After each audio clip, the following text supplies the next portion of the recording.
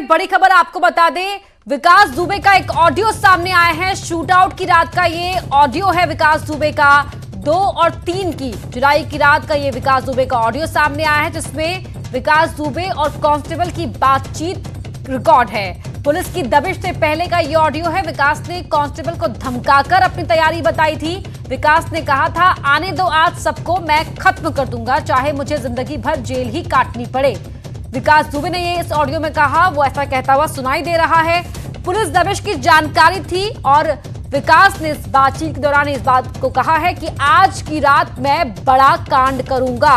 इस वक्त की बड़ी खबर आपको बता रहे हैं, विकास दुबे का ये ऑडियो सामने आया है, जिसपे कांस्टेबल से एक बातचीत के दौरान विकास दुबे कह रहा है कि आज की रात बड़ा कांड करूंगा, आने दो पुलिस को आज, चाहे फिर उसके बाद मुझे जिंदगी भर जेल में ही क्यों ना काटनी पड़े। विकास दुबे और कांस्टेबल की बातचीत का ये ऑडियो सामने आया है। जिस रात बिकरू गांव में पुलिस ने दबिश दी थी, उससे पहले का ये ऑडियो विकास का सामने आया है। कांस्टेबल को धमकाकर वो अपनी तैयारी बता रहा है और ये कह रहा है कि आने दो आज सबको, खत्म कर दूंगा, चाहे मुझे जिंदगी जेल में ही क्यों ना काटनी पड़े। तो हुआ क्या? हेलो जी, ये कोई फर्जी मुकदमा लिखवा रहा अच्छा एक महिला से उन्हें जी समझे जी मुझे हाँ गाड़ी करनी पड़े जी इतना बड़ा कांड करूंगा, फिर भी चाहते हैं कि हाँ किसी से बाला पड़ा। रुको, हमें एक बार पहुंच ले तो हमें बुला रहे हैं, हमें तो रुक रहा। पूरी चीप नंबर लिया जा जी जी फोन कर दूंगा इसके ऊपर, तो जिंदगी दूंगा जीवन, लेकिन इसकी हाँ बता रहा हूँ विकास दुबे एक शिकार होगा। अरे जब तक हमें मैं मार नहीं लूंगा तब तक रुको, तो हमें जाने दो, हमें जाने दो, हम अभी रुको तो आप हमें तो समझ दो, सब समझाएंगे हम। बताता रहा हूँ। ठीक भैया, तो हुआ क्या? हेलो जी, ये कोई फर्जी मुकदमा लिखवा रहा अच्छा एक महिला से उन्हें जी समझे जी मुझे हाँ गाड़ी करनी पड़े जी इतना बड़ा कांड करूंगा। और हमारे सहयोगी ऋषभ मणि त्रिपाठी लाइव जुड़ रहे हैं हमारे साथ। ऋषभ, इस ऑडियो को सुनकर ही ये जाहिर हो रहा है कि उस रात विकास के मंसूबे क्या थे। जी अपर्णा, देखिए इस पूरे एनकाउंटर का, इस पूरी बड़ी घटना का जो सबसे बड़ा खुलासा है वो यही है कि विकास दुबे ने अपने मंसूबे, अपने इरादे जाहिर कर दिए थे। चौबेपुर पुलिस को पता था कि अगर आज दबिश जाती है तो विकास दुबे क्या करने वाला है। हमारे जो सोर्सेस हैं उन्होंने कंफर्म किया है कि यही वो ऑडियो है जिससे इस बात की तस्दीक हो गई थी कि विकास दुबे के इरादे थे कि अगर सीओ देवेंद्र मिश्रा दबिश पर आ रहे हैं तो पूरी जीप मारी जाएगी।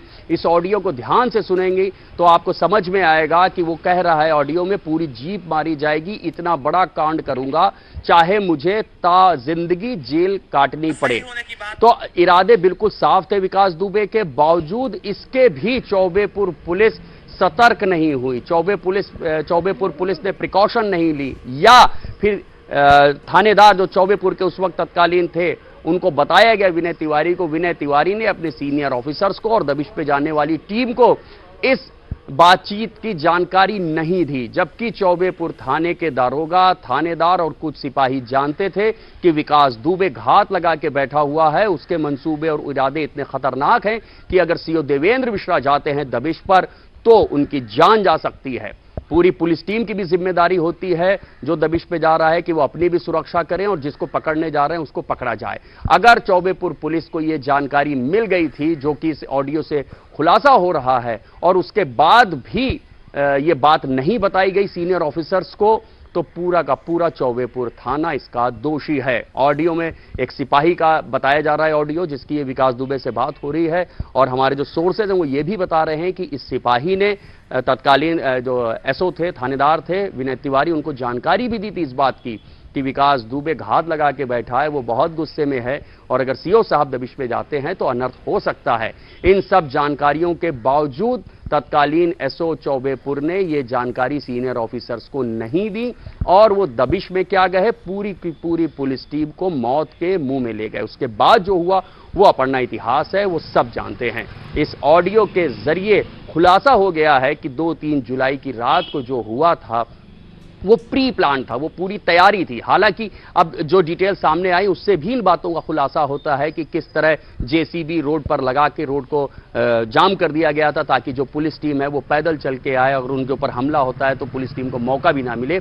और इनफैक्ट हुआ भी वही। पुलिस टीम जब वहां पहुंची है और दबिश की कार्रवाई शुरू ही होने वाली थी कि विकास दुबे की ओर से सबसे पहले फायर खोला जाता है और फिर उसके बाद सीओ देवेंद्र मिश्रा और वो जो शिवराजपुर के एसओ थे उनके साथ महेश यादव और साथ में 2 सब इंस्पेक्टर और थे जिनके साथ खूनी खेल खेला जाता है जिसमें 8 पुलिसकर्मी शहीद हो जाते हैं।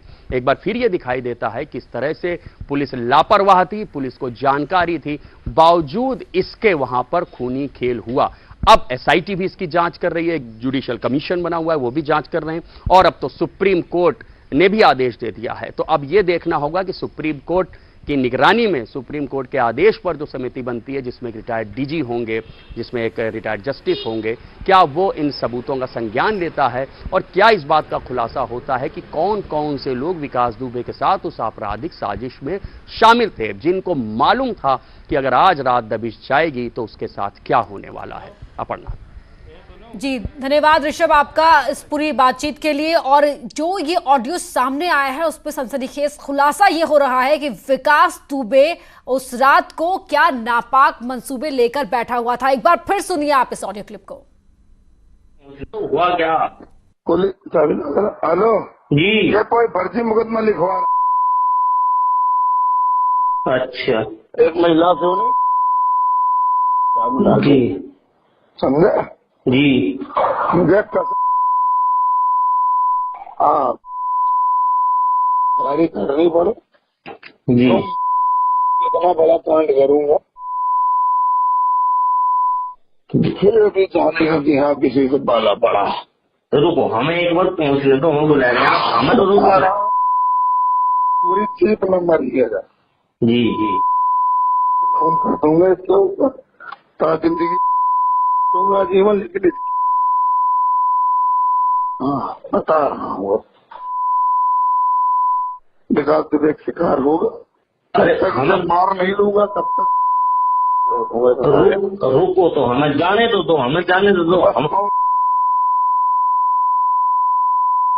अभी रुको तो आप हमें तो समझ दो, सब समझाएंगे हम। बता